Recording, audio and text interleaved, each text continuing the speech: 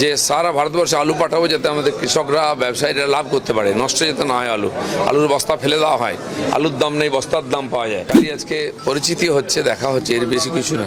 কৃষকরা যাতে সম্পূর্ণ তার মূল্য পায় সেটার চেষ্টা আমরা করব। এখন তো প্রাথমিক স্টেজে আছে, এখন মন্ত্রী ইত্যাদি দপ্তর ভাগ হয়নি। ওখানে কাজ যেখানে বেশি হবে সেখানে বেশি সময় দিতে হবে। নিঃসন্দেহে সব জায়গায় যাব, সব অফিস গিয়ে সবার সঙ্গে কথা বলবো।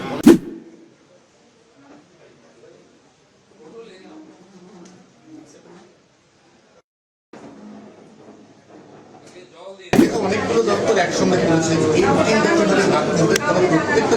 আমি কালকে পঞ্চায়েত দপ্তরে গেছিলাম, ওখানকার সেক্রেটারি এবং বাকি অফিসারদের সঙ্গে কথা বললাম। কাজকর্ম কতগুলো ডিপার্টমেন্ট আছে, অনেক বড় ব্যাপার। তো আর কার কি কাজ আছে, সমস্যা কি আছে, এই নিয়ে কথা হলো। আমি বললাম যে ঠিক আছে, এবারে তো পঞ্চায়েত তো এখানে বসে হবে না, পঞ্চায়েতে যেতে হবে, গ্রামে গিয়ে আপনাদের সঙ্গে গিয়ে জেলায় বসে আমরা ওখানকার সমস্যার সমাধান করব। তো সেই কথা হয়েছে। কালকে একটা প্রাইমারি ক্লাস আমার হয়েছে, আজকে এখানে এলাম। মিনা সাহেব আছেন সেক্রেটারি, তো ডিপার্টমেন্ট আছে যারা অফিসার, তাদের সঙ্গে কথা হলো। একটা প্রাথমিক কাজকর্ম এখতিয়ার কতটা কী করেন, ট্রেনিং ইত্যাদি কথা হলো।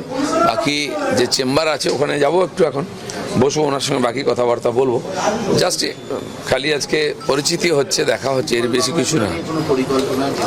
সব আগে জানি তো কি পরিস্থিতিতে আছে, তারপরে সব হবে আর আপনারাও জানতে পারবেন।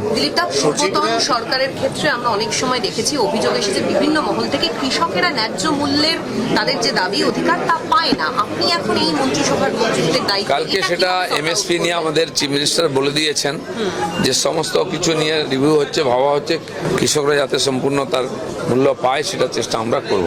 এখন তো প্রাথমিক স্টেজে আছে, এখন মন্ত্রী ইত্যাদি দপ্তর ভাগ হয়নি। তবে আলুর ব্যাপারটা নিয়ে আমরা খানিকটা ডিসকাশন করলাম, কত ক্যাপাসিটি আলুর আমরা রাখি, এবারে বেশি আছে, ফলন বেশি হয়েছে।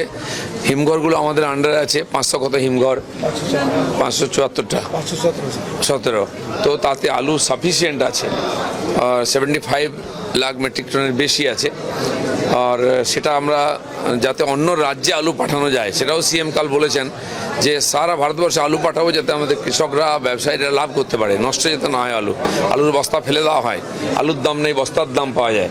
তো সেই পরিস্থিতি থেকে যাতে কৃষকদের তুলে নিয়ে আসা যায়, তারা 2 টাকা কিলো করে আলু বিক্রি করে, সেটা যেন না হয়, ক্ষতিতে বিক্রি করা, সুসাইড করে, তার পরিবর্তনের জন্য আমরা ভাববো, পরে চিন্তা ভাবনা করে রাস্তা বার করবো।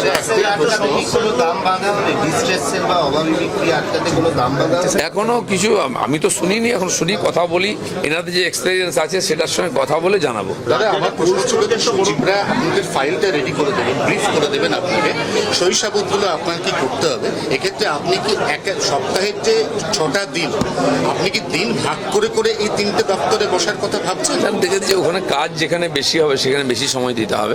নিঃসন্দেহে সব জায়গায় যাব, সব অফিস গিয়ে সবার সঙ্গে কথা বলবো। এখন চলছে ইনকোয়ারি, দুর্নীতি ইত্যাদি বিভিন্ন কমপ্লেন আছে, কোর্ট দেখবে এইসব ব্যাপারটা।